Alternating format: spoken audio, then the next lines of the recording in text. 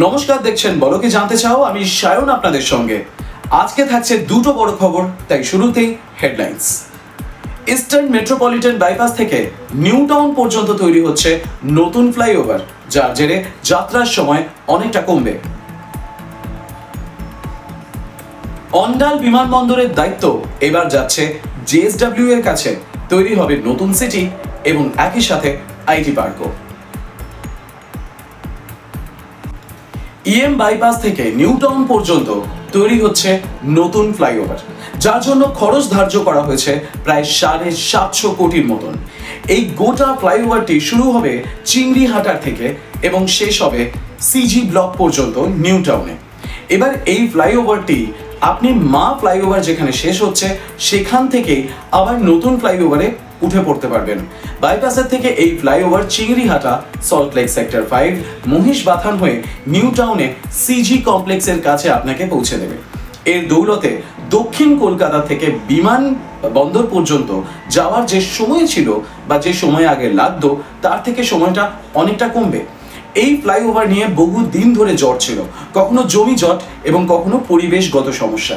মূলত মহিষবাথানের কাছ থেকে যখন এই ফ্লাইওভার নিউ টাউনের দিকে যাচ্ছে, মাঝখানে পড়ছে একটা বড় জলাশয়। এতে পরিবেশের ক্ষতি হতে পারে, আর সেই কথাকে মাথায় রেখেই বহুবার আন্দোলন হয়েছে, বহুবার বিক্ষোভ হয়েছে। এর জন্য বহু কেস হয়েছে, আর সেই কেস গড়িয়েছে হাইকোর্ট পর্যন্ত। এই সমস্ত কিছুর উপর এত দিন ধরে নিষেধাজ্ঞা ছিল। এই ফ্লাইওভারটি বানানোর কথা ছিল 6 বছর আগেই, কিন্তু সময় অনেকটা লেগে গেছে, যার জেরে এত দেরিতে এর অনুমোদন পাওয়া গেল।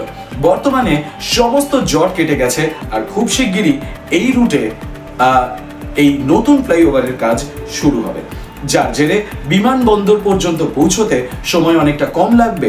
অন্যদিকে নিউ টাউন এবং সল্টলেক সেক্টর 5 দুটো আইটি এরিয়ায় কিন্তু খুব সহজেই একে অপরের সাথে জুড়ে যাবে, দূরত্ব অনেকটা কমে যাবে।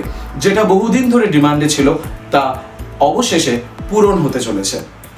অন্যদিকে আগে যেভাবে আমরা যাত্রা করতাম, ইনফিনিটির কাছ থেকে ঘুরে নিউ টাউন মোড় হয়ে আমাদেরকে পৌঁছতে হতো বিশ্ব বাংলা গেট, এবং সেখান থেকে আমরা পৌঁছাতাম বিমানবন্দরের দিকে, অথবা ভিআইপি রোড তো ছিলই।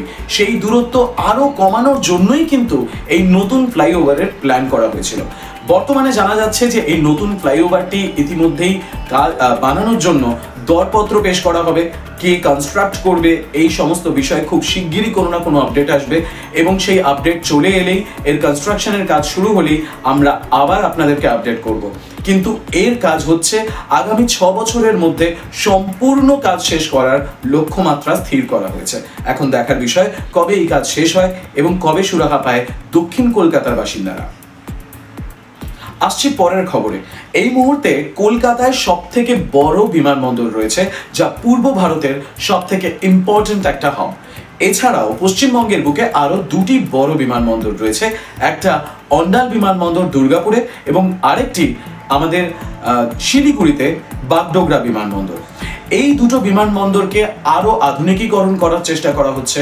শিলিগুড়ি বিমানবন্দরে তৈরি হবে নতুন টার্মিনাল, কারণ আপাতত দুর্গাপুর অন্ডাল বিমানবন্দরের থেকে শিলিগুড়ি বিমানবন্দর একটু বেশি লোক যাতায়াত করে এবং বেশি চাহিদার জায়গা রয়েছে।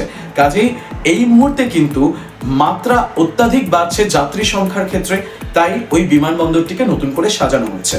অন্যদিকে নতুন তৈরি হয়েছে যে অন্ডাল বিমানবন্দর, তাতেও কিন্তু যাত্রীর সংখ্যা ক্রমশ বাড়ছে। তার কারণ দুর্গাপুর এরিয়াটি মূলত ইন্ডাস্ট্রিয়াল এরিয়া, সেখানে প্রচুর ইন্ডাস্ট্রি রয়েছে। কাজেই সেখানে একটা বিমানবন্দরের ডিমান্ড বহু আগে থেকেই ছিল। এট্রোপলিসের সাথে হাত মিলিয়ে এই বিমানবন্দরটি তৈরি করা হয়, যার নাম দেওয়া হয় কাজী নজরুল ইসলাম বিমানবন্দর। কিন্তু সব থেকে বড় বিষয়টি হচ্ছে এর পাশে এট্রোপলিসের যে নতুন সিটি প্ল্যান রয়েছে, যেখানে নতুন শহর তৈরি করা হচ্ছে, একই সাথে কারখানা রয়েছে, ইন্ডাস্ট্রি তৈরি করা হচ্ছে, সেই জায়গাটিকে আরো ঢেলে সাজানো হবে। আর তার জন্যই জেএসডব্লিউ এর সাথে হাত মেলানো হচ্ছে। জেএসডব্লিউ দায়িত্ব নিচ্ছে এই গোটা বিমানবন্দরটির রক্ষণাবেক্ষণ। দরকার হলে নতুন টার্মিনাল বানানো হবে এবং সেই টার্মিনালের ওপর কাজ করা। অন্যদিকে এই মুহূর্তে অন্ডাল বিমানবন্দরে যে রানওয়েটি রয়েছে, সেই রানওয়েটির সংস্কার করা, দেখভাল করা। এছাড়া ভবিষ্যতে প্রয়োজন হলে এই বিমানবন্দরে নতুন ট্যাক্সি বে এবং পার্কিং বেও তৈরি করা হবে, ধীরে ধীরে যাতে যাত্রী সংখ্যা বাড়ে তার জন্য দরকার আরো বেশি ইন্ডাস্ট্রি, অর্থাৎ এয়ারট্রোপলিস সংলগ্ন যে জায়গা রয়েছে সেই জায়গাটিকে পুরো বিমানবন্দর দিয়ে মুড়ে ফেলা হবে। মানে গোটা ডিমান্ডটাই অনেকটা এয়ারো সিটি যেমন আমরা দিল্লিতে দেখি ঠিক সেই রকম করে তৈরি করা হবে। পাশে থাকবে হোটেল, একই সাথে অফিস বিল্ডিং, আইটি পার্ক, মানুষের থাকার জায়গা এবং বিভিন্ন ওয়্যারহাউস এবং ইন্ডাস্ট্রি। সেই জায়গায় ন্যাশনাল হাইওয়ের ওপর কিন্তু প্রচুর ইন্ডাস্ট্রি ইতিমধ্যেই রয়েছে। কার্গোর চাহিদা কিন্তু রীতিমতন বাড়ছে, আর সেই সমস্ত বিষয়কে মাথায় রেখেই এবার এই বিমানবন্দরের দায়িত্ব দেওয়া হচ্ছে জেএসডব্লিউ এর হাতে।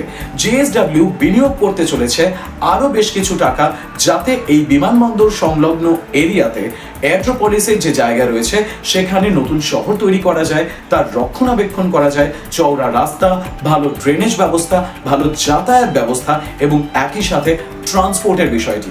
শুধু তাই নয়, তারা নতুন IT sector, IT offices, IT park এই সমস্ত তৈরি করবে, যাতে সেই জায়গাতেও নতুন আইটি ইন্ডাস্ট্রি গ্রো করতে পারে। এই সব কিছু যখন ধীরে ধীরে চলবে তখন হসপিটালিটি বিজনেসও ওখানে গ্রো করবে।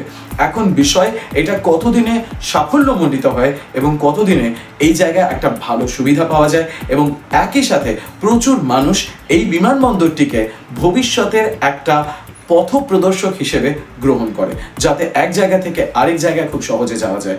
শুধু তাই নয়, এই দুর্গাপুর সংলগ্ন জায়গায় প্রচুর ঘোরার জায়গা রয়েছে, তাই ট্যুরিজমকে আরো পুশ করার জন্য কিন্তু এই বিমানবন্দরটি একটা কার্যকরী ভূমিকা পালন করতে পারে। আজকের মতন এই পর্যন্তই। গোটা বিষয় দুটি আপনাদের সামনে তুলে ধরলাম, যা খবর এসছে সেটাই আপনাদেরকে জানালাম। কেমন লাগলো তা নিশ্চয়ই কমেন্টে লিখে জানাবেন। যদি আপনার কোনো মতামত থাকে সেটাও কমেন্টে লিখে জানাবেন। ভালো লাগলে লাইক করবেন, বন্ধু বান্ধবদের সঙ্গে শেয়ার করবেন। আমাদের চ্যানেলে নতুন হলে আমাদের চ্যানেলটি সাবস্ক্রাইব করে অল বাটনটি প্রেস করতে ভুলবেন না, যাতে এই ধরনের ভিডিও আপলোড হলেই আপনার কাছে খবর যায়। যদি সামান্য অনুদান দিয়ে আমাদের পাশে থাকতে চান তাহলে জয়েন বাটনটি ক্লিক করতে পারেন। সামান্য অনুদান দিয়ে আমাদের পাশে থাকতে পারেন, যাতে এই ধরনের তথ্য প্রতিনিয়ত আপনাদের সামনে তুলে আনার বা আপনাদের সামনে উপস্থাপন করার উৎসাহ পাই। আজকের মতন এ পর্যন্তই। ধন্যবাদ।